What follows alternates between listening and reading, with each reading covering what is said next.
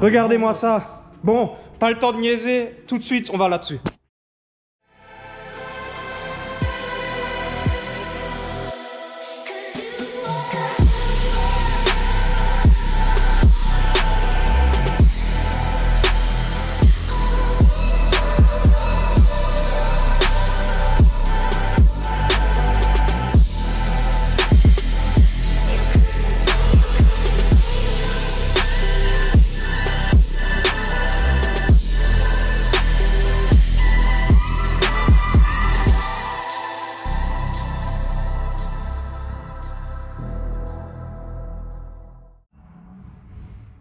Balles, ce que tu viens de voir. Tu vas cogner le coude. Alors là, c'est pas compliqué. Déjà bienvenue, hein, parce qu'on l'a pas dit. On l'a pas dit genre tout vite. Oh, oh le vent, retourne chez toi. Je pense que là, on va passer la caisse, ma caisse favorite depuis qu'on a. C'est normal, c'est une vieille Golf toute pourrie de nouveau là. Non, franchement, ça, c'est une caisse. Le gars me l'a ramené, je crois, il y a 1 an et demi ou 2 ans.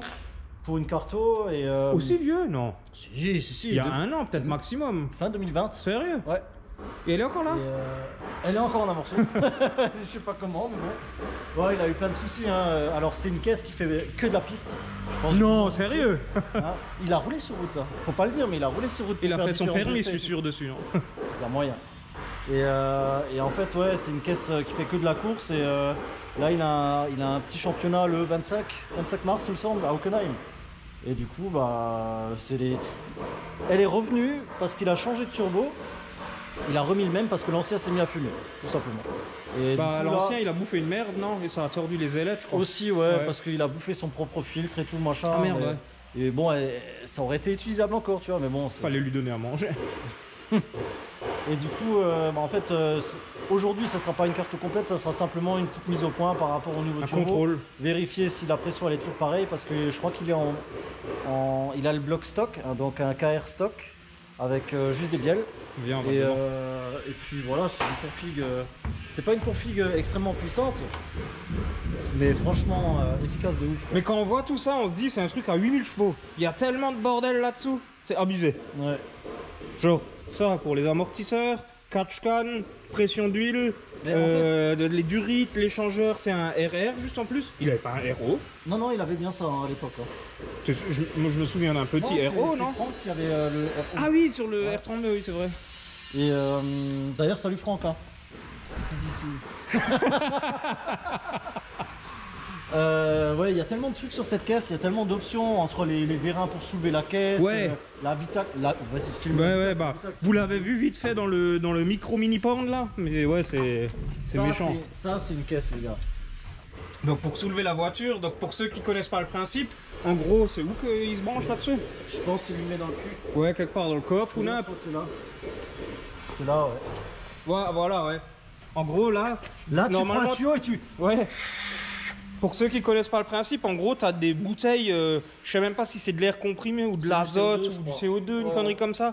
Et tu viens, tu as 2 grosses bouteilles, tu viens et tu fais clic et la voiture elle fait et elle est levée genre à pas beaucoup les roues à ça du sol, justement juste pour pouvoir enlever vite les roues. C'est maintenant pas fait vraiment pour se coucher en dessous ou quelque chose, mais c'est genre pendant une course, tu changes les roues et tu repars. C'est... Ah non, c'est vraiment. Ah ouais. C'est une caisse de course. Moi je suis content avec ma 3.6, mais ça c'est. Ah ça serait mon rêve absolu. Ah oui. Mais par contre, ce qu'ils savent pas, c'est ça, regarde. Ouais, boîte séquentielle SQS. Je crois que c'est une 6 rapports. Et puis ça c'est. Wow, ça j'en rêvais pour ma Golf. Mais quand tu vois le prix, ah ouais, non, tu continues de rêver. C'est une boîte séquentielle. Pour ma S2, je sais qu'une boîte séquentielle c'est entre 12 et 14, un truc comme ça. Bah, celle-là, boîte complète, parce qu'en général. SQS vendent que la pignonnerie et le shifter. Le shifter, c'est simple, c'est 1000 balles. La pignonnerie, je crois que ça vaut 5-6 000. Et après, la boîte avec tous les renforts et tout, je pense qu'il y a aussi un billet de 1000 qui part. Ouais, bah ouais, tu m'étonnes. Donc ça fait une histoire à 8-9 000 euros, facile. Ouais, bah ouais. Après, la pedal box de ouf là, c'est quoi, Tilton? Ou c'est la marque? Oui, c'est possible, oui. Marque Tilton. Pour les freins, il a double mètre cylindre, je vois. Mètre cylindre pour l'embrayage, un mètre cylindre pour l'accélérateur. Ah non. Pas d'assistance, rien. C'est vraiment. Ça, ouais, c'est bah une ouais. caisse, mais c'est une brute. Hein. Et quand t'es sur circuit, tu sais comment faire chier le pilote? Tu viens, tu fais comme ça. Bah la gestion, c'est quoi alors? Alors la gestion, c'est une DTA. S60 je crois ou S70. C'est que les Allemands qui mettent ça en fait. Hein. Les Allemands beaucoup, ouais. Après dans le monde de la course de côte, on va dire dans la région, dans les gars qui sont vraiment frontaliers, il y a beaucoup de DTA qui sont montés. Hein. Ouais. Non, moi c'est un boîtier que j'apprécie beaucoup. Il est bien. Voilà, j'ai rien d'autre à dire, il est bien. Ouais. Qu'est-ce qu'on peut dire d'autre? Bah, il n'y a pas de passager. Non, Il y a un méga ouais. extracteur, il y a le panneau de commande avec le PC de Mario. Bon, tu vois, voiture de course, c'est fait. C'est trop bien parce que c'est vite fait comme ça. En fait, ils se prennent pas la tête. Ah ouais, non, c'est clair. C'est beau, c'est bien fait, mais on pourrait faire mieux. Ah ouais. Finition. Même quand tu vois l'Arceau, le mien, c'est un jouet à côté. Là, c'est abusé l'Arceau, un full Arceau de chez Arceau. Alors, on voit un peu ce qu'il a fait. Le GLB Pro 2010, 2011, après ça, non, bah je sais pas. Mais en tout cas, là, il a le truc, c'est qu'il est passé les vérifs. Ouais, mais à Hockenheim, ça fait très longtemps qu'il roule en fait. Urschladen, Kolmarberg, Schleiz, Hockenheim Classic, Nürburgring. En fait, auparavant, il avait un moteur Atmo, je crois un 2 litres Atmo, qui prenait 9000 ou 9500 tours, c'était aussi un tour. Ça doit être trop Mais bien. le problème, en fait, à chaque fois qu'il faisait une sortie, il partait en sur-régime moteur. Oh merde! Sur-régime moteur, sur-régime Ah, ça, moteur. j'avais pas compris. Ouais, c'était... Oh merde! Il a galéré et tout, et c'est pour ça qu'il est repassé sur un bloc plus simple. Il n'y a pas d'arbre, il n'y a pas de... Enfin si, il y a les origines forcément, mais il n'y a pas de trucs extravagants. C'est pour ça, la dernière fois on sortait 338 chevaux. Ah, je sais plus, un bar 2, je crois, un truc comme ça, ce qui est normal, on va dire. C'est un 16 turbo normal.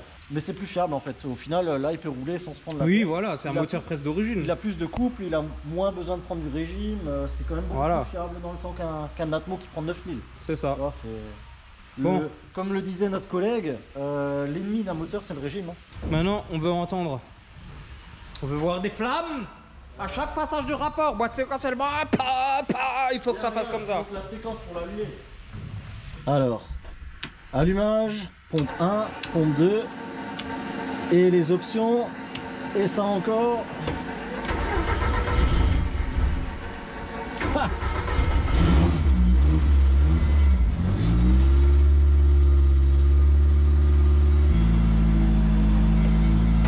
Voilà. Ah, la boîte là, c'est... Ah, la première chose qu'il m'a dit, quand il a ramené la caisse, il m'a dit il faut y aller comme un bonhomme. Donc c'est pa. Faudrait qu'il y ait un autocollant. Vas-y à fond, c'est pas ta mère. Qu'est-ce qu'il y a avec ma mère?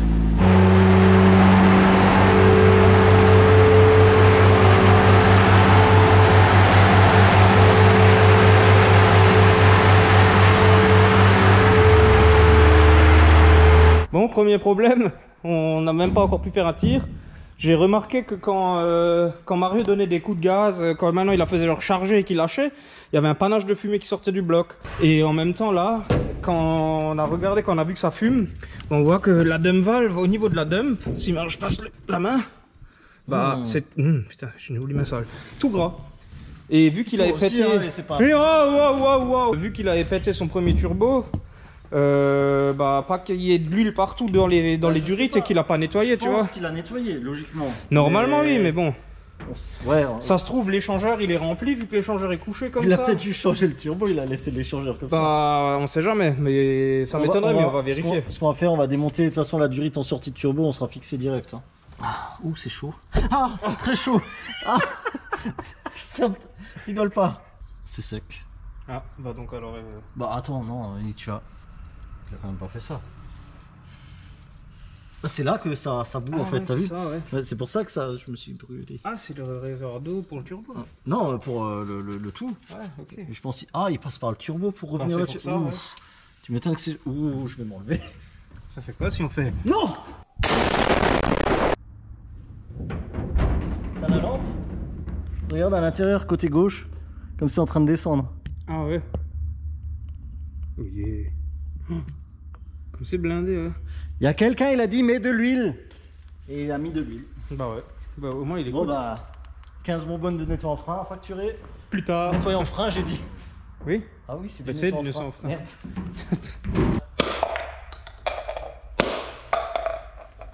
Mais qu'est-ce qui t'es con?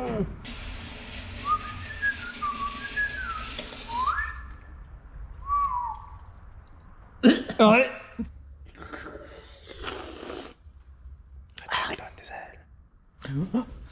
Ouais, Oh. bon, on a dit bon, en même temps, ça m'a complètement perturbé. Ouais.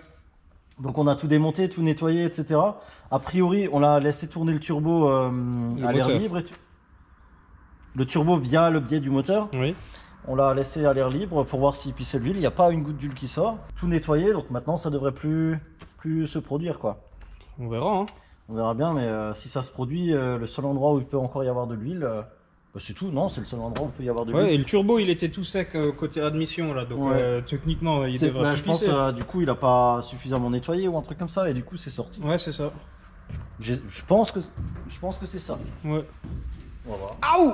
Mon genou!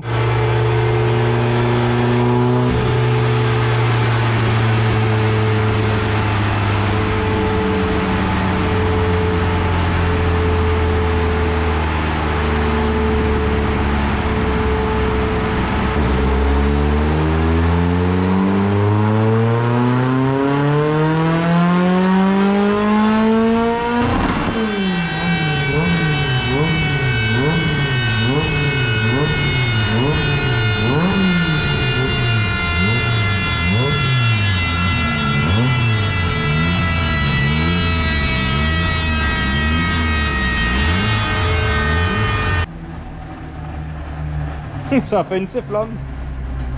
Et les flammes? Ah! Putain, comme elle est droite la courbe de couple. 334 et 376.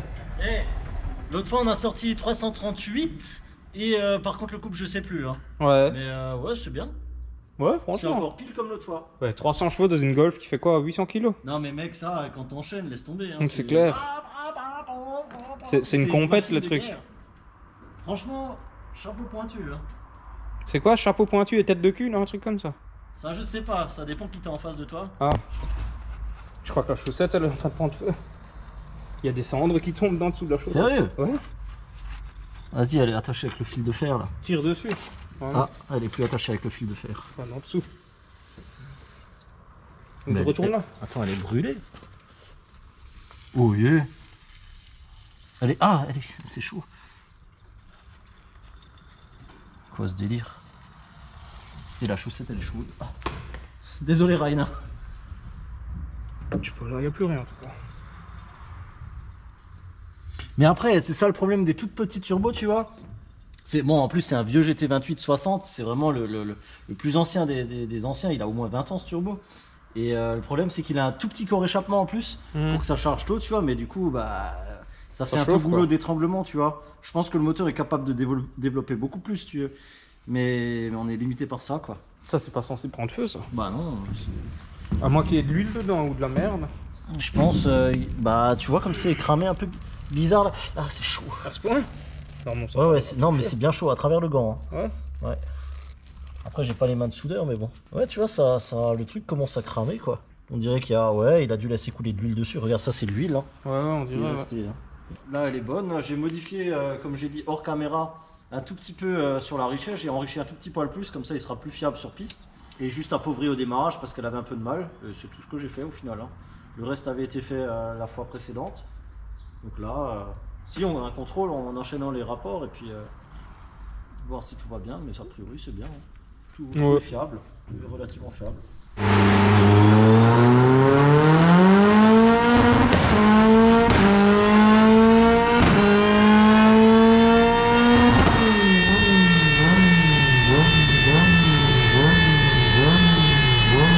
Voilà, c'est ça qui est bon.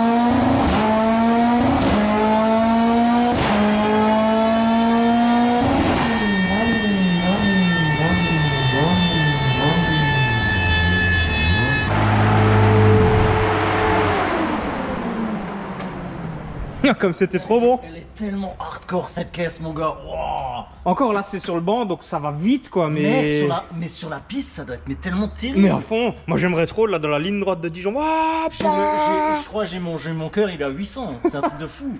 Et en plus, il fallait que je regarde la F1 en même temps et me concentrer sur le régime. Là, c'est vraiment ma putain de caisse favorite, ça. Ouais, c'est passé une Golf. Franchement. Ah non, franchement, comment que c'est abusé, les flammes en plus. Mais il y a des fois, ça a fait une flamme et ça pète pas. Mais genre, la dernière fois là où j'ai filmé avec le téléphone, d'ailleurs, le dernier clip que je vous ai mis avant là, c'était avec le téléphone. Comme ça, vous avez vraiment le bon son. Et ça a pété un moment, tout fort comme ça. Mais j'ai vu dans la caméra qui regarde derrière, tu sais. Bah, la caméra... tu vois, ouais. Ouais, tu vois, ça fait pou. La caméra qui regarde derrière. Oui. Je suis fatigué quand même, hein, il est quand même assez tard. Au final, un tir au banc et après 2-3 tirs pour le fun et c'est fini quoi. Franchement, avec la gestion prog et tout machin, même le turbo, la Westgate, il n'y a pas besoin de la rotonde, il n'y a rien à faire. Voilà. 5000 balles. Hop là. Non, franchement, c'est cool, je suis content, c'est fiable. Juste voir cette histoire de. Je pense que c'est la chaussette qui posait problème. Hein. Parce que là, ça va pas fumer. Hein. A priori. Putain, j'ai avalé de travers. Il y a. Non, mais le collecteur rougit quand même vachement vite et ça fait toujours la petite flamme en dessous. J'ai l'impression qu'il est vachement fin en fait. Hein. Mais qui contrôle qu'il n'y ait pas une mini-fuite parce que la bande, c'est pas censé prendre feu, tu vois. Là, moi je pense qu'il y a une mini-fuite. Sauf si elle est vraiment gorgée d'huile. Ça aurait déjà cramé l'huile là. Ouais. Là, elle serait déjà partie avec les températures. Mais je pense que là où le collecteur il se rejoint dans le 4 en 1 là, il doit y avoir une micro fissure et c'est seulement quand tu te décélères que ça fait une flamme en continu.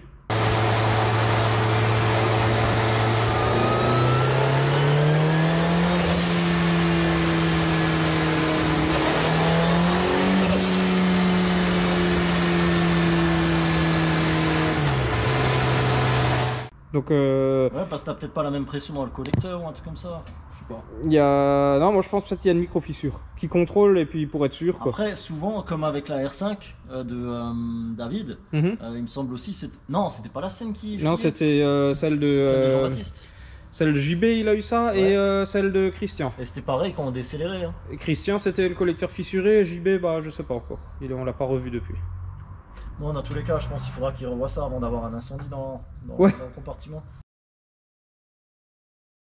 Parce que là, il fait froid, il y a les ventilos devant, il y a tout ce qu'il faut, mais sur la piste, le problème c'est que... Bah là, on fait un tir, où on fait 2, 3, 4, tu vois, alors que sur la piste, comme la 3.6, je suis à fond du début à la fin, donc le collecteur, tu vois les soupapes à travers. Non, mais c'est bien, franchement, je suis content que tout se passe bien, que tout soit fiable. Ouais, en espérant que ça tienne maintenant sur la piste, genre ces cardans et toutes ces conneries là. Bah de toute façon on ira le voir, on va essayer de voir hein, pour aller le voir le 25. Ouais, bah ouais. Au moins une demi-journée. Mais bon, c'est un truc qui est restreint, donc il n'y a que les équipes techniques qui peuvent venir. Du coup, on est un petit peu une équipe technique, tu vois. Et on va essayer de le voir et on rajoutera ça en short ou un truc comme ça, tu vois. Ouais. Mais il risque de faire un peu froid pour être en short. Ça dépend, s'il y a du soleil, c'est bien. Bon, messieurs, dames, sur ce... N'oubliez pas N'oubliez pas les paroles, de partager, de machin. Ouais. Encore merci pour les stickers et tout. Hein. Il y a toujours des stickers, il y a toujours des pulls, il y a toujours des t-shirts. Vous avez dévalisé le shop. Franchement, ça fait plaisir. Ouais. Ça fait vraiment plaisir. Et grâce à vous, on peut vous montrer des choses comme ça. Donc, abonnez-vous, mettez la cloche, partagez, machin, tout, machin, bidule. Et on aura de plus en plus de trucs de ouf à vous montrer. Et c'est que le début, les amis. Mais d'ailleurs, ouais, il y a plusieurs caisses qui vont venir là. Chut, tais-toi, je ne dirai pas plus. Tais-toi.